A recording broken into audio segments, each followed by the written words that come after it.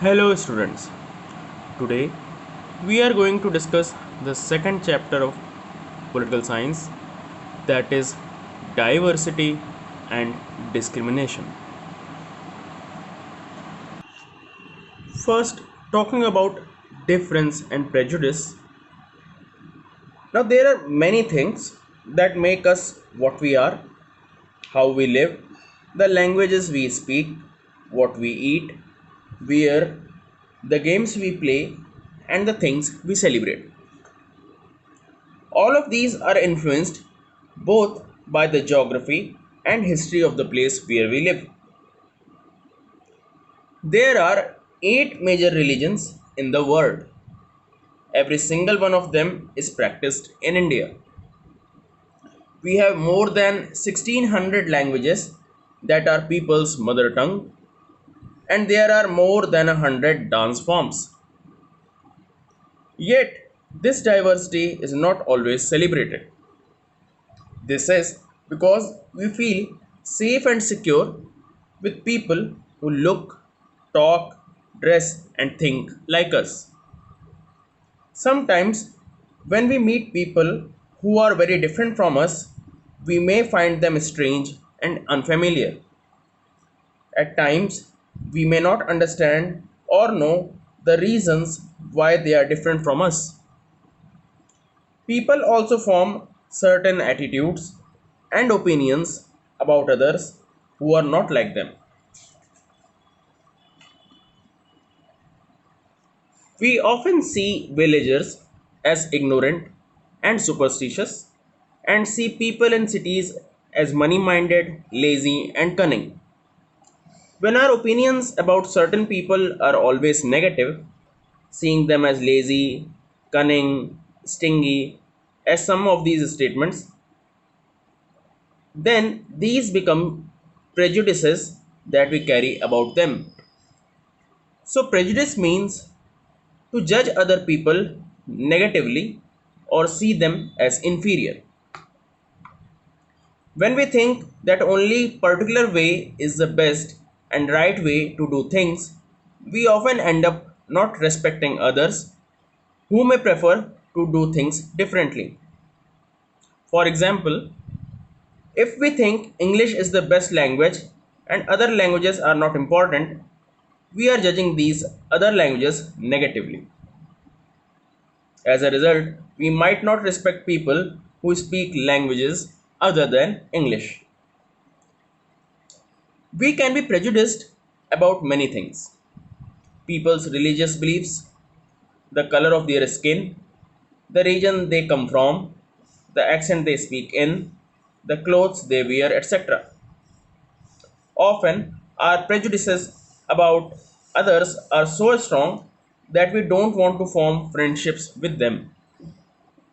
At times, we may even act in ways that hurt them. Since India is a diverse country, people from different regions look entirely different. They not only differ in their appearances but also in eating habit, accent, and customs. Following are some examples of prejudices which happen because of diversity. When a person from Northeast roams in Delhi, he or she is often looked down by the local people. You have often read news about people from the Northeast being harassed in Delhi or even in Bangalore. A person from South India is often called Madrasi when he goes to the northern part of the country. A person from Bihar is usually considered as less intelligent and is a subject of ridicule in most of the metropolitan cities of India. Now, these are some examples of prejudices which happen because of diversity. These are some type of mistreatment with the people of different regions which should be avoided, rather should not be practiced at all. So you can see how wrong and harmful prejudices are. Now, talking about the next topic, that is stereotypes. Now, if we take a statement, they don't cry, You will see that this is a quality that is generally associated with boys and men.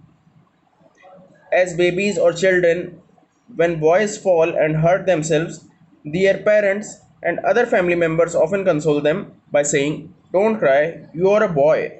Boys are brave, they don't cry." As children grow up, they start believing that boys don't cry, so that even if a boy feels like crying, he stops himself from doing so. He also believes that crying is a sign of weakness.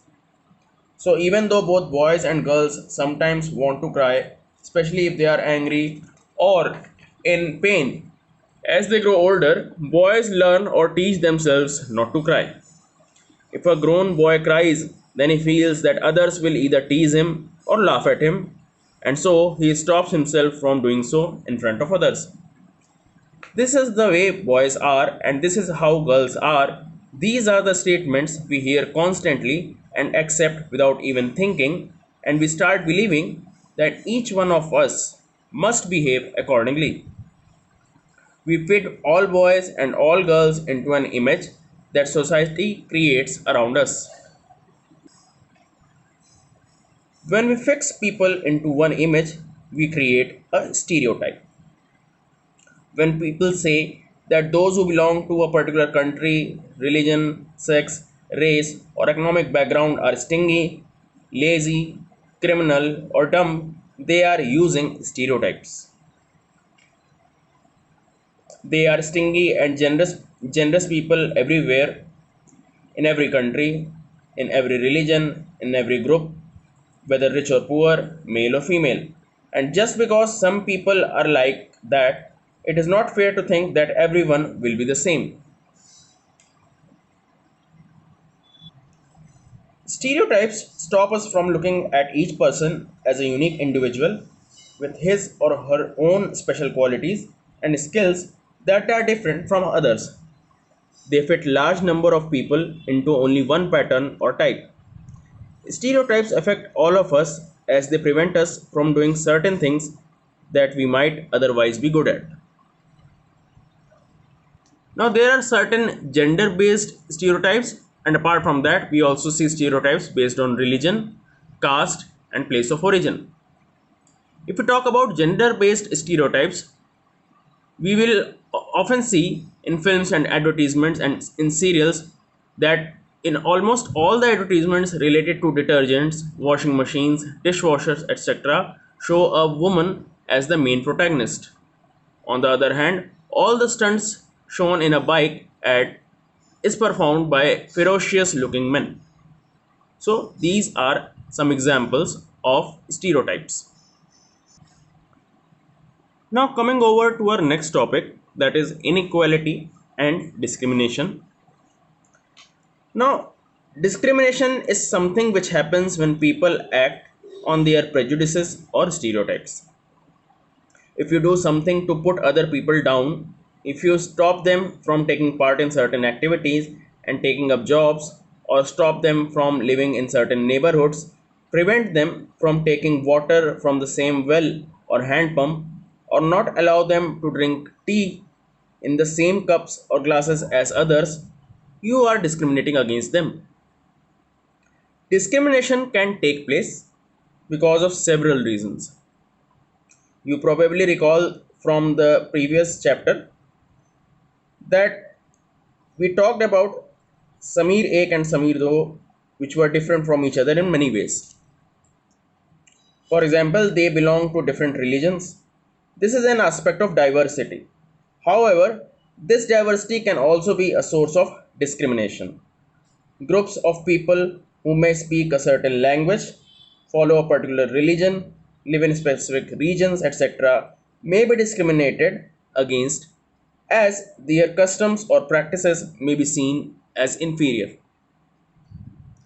Another difference might be on the basis of economic backgrounds.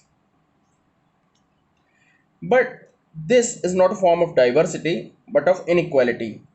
People who are poor do not have the resources or the money to meet their basic needs of food, clothing, and shelter. They experience discrimination in offices, in hospitals, schools, etc., where they are treated badly because they are poor. Some people may experience both kinds of discrimination. They are poor and they belong to groups whose culture is not valued. Tribals, some religious groups, and even particular regions are discriminated against for one or more of these reasons. Following are some examples of discrimination. First is gender based discrimination, then religion based discrimination, and then the caste based discrimination. Under gender based discrimination, a girl is not allowed to go to school beyond standard 5 or 6, which is a perfect example of discrimination. Similarly, most of the girls are not allowed to select a career of their choice, rather, they are forced into marriage. Talking about the religion based discrimination, a person does not get a job only because he belongs to a particular religion. A person is not allowed to enter some public places, especially the places of worship, because he or she belongs to another religion. When we talk about caste based discrimination, caste system is an age old system in India. In ancient times, our society was divided into four classes: Brahmins, Kshatriyas, Vaishyas, and Shudras. The Brahmins were supposed to be the priests and teachers. It was the duty of the Kshatriyas to rule as kings and administrators. The Vaishyas had to work as peasants and merchants. The Shudras were supposed to do manual and lowly jobs for three upper classes. Thus, occupation based discrimination has its origin in the Varna system of ancient Indian society. For the same crime, punishment was harsher for Shudras than that for other three classes. Only Brahmins were allowed to read the Vedas and other sacred literature. Gradually, the four Varnas got subdivided into several castes. The castes proliferated into dozens of subcastes. The descendants of Shudras came to be known as Harijans or Dalits. Dr. B.R. Ambedkar is considered the father of the Indian Constitution and is also best known leader of the Dalits. Dr. Ambedkar fought for the rights of the Dalit community. He was born into the Mahar caste, which was considered untouchable. The Mahars were poor, owned no land, and children were born to them also had to do the work their parents did. They lived in spaces outside the main village and were not allowed into the village. Dr. Ambedkar was the first person from his caste who completed his college education and went to England to become a lawyer. He encouraged Dalits to send their children to school and college. He also urged Dalits to take on different kinds of government jobs in order to move out of the caste system. He led many efforts of Dalits to gain entry into temples. Later in life, he converted to Buddhism and in his search for a religion that treated all members equally. Dr. Ambedkar believed that Dalits must fight the caste system and work towards a society based on respect not just for a few but for all persons.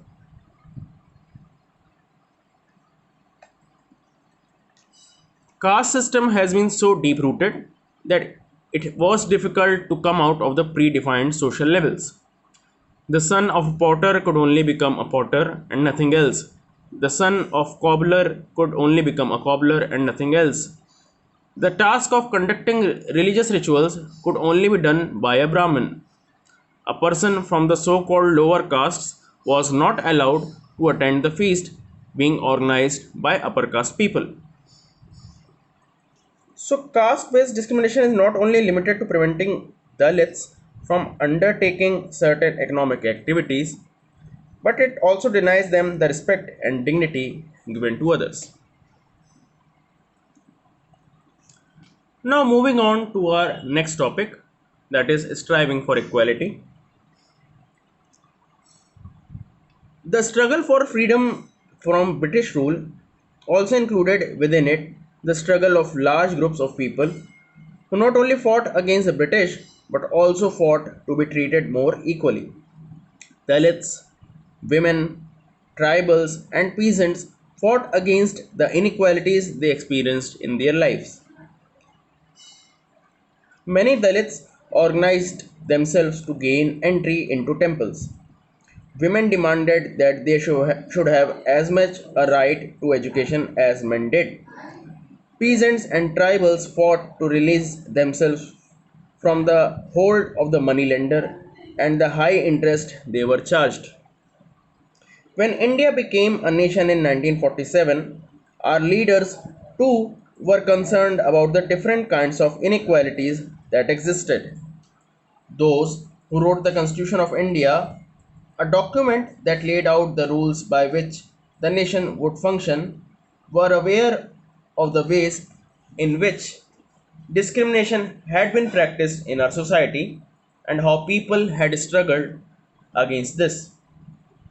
Many leaders of these struggles, such as Dr. Ambedkar, had also fought for the rights of the Dalits. So these leaders set out a vision and goals in the constitution to ensure that all people of India were considered equal. This equality of all persons is seen as a key value that unites us all as Indians. Everyone has equal rights and opportunities. Untouchability is seen as a crime and has been legally abolished by law. People are free to choose for the kind of work they wish to do. Government jobs are open to all people. In addition, the Constitution also placed responsibility on the government to take specific steps to realize this right to equality for poor and other such marginal communities. The writers of the Constitution also said that respect for diversity was a significant element in ensuring equality. They felt that people must have the freedom to follow their religion, speak their language, celebrate their festivals, and express themselves freely. They said that no one language, religion, or festival should become compulsory for all to follow. They said that the government must treat all religions equally. Therefore, India became a secular country where people of different religions and faiths have the freedom to practice and follow their religion without any fear of discrimination. This is seen as an important element of our unity, that we all live together and respect one another. Though these ideals are enshrined in our constitution, inequalities exist even today. Equality is a value that we have to keep striving for and not something which will happen automatically.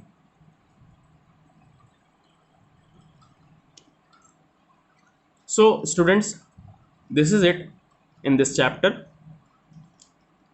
Study this chapter very thoroughly, and if you face any kind of problem in this chapter, do ask the questions in the comment section below. Thank you.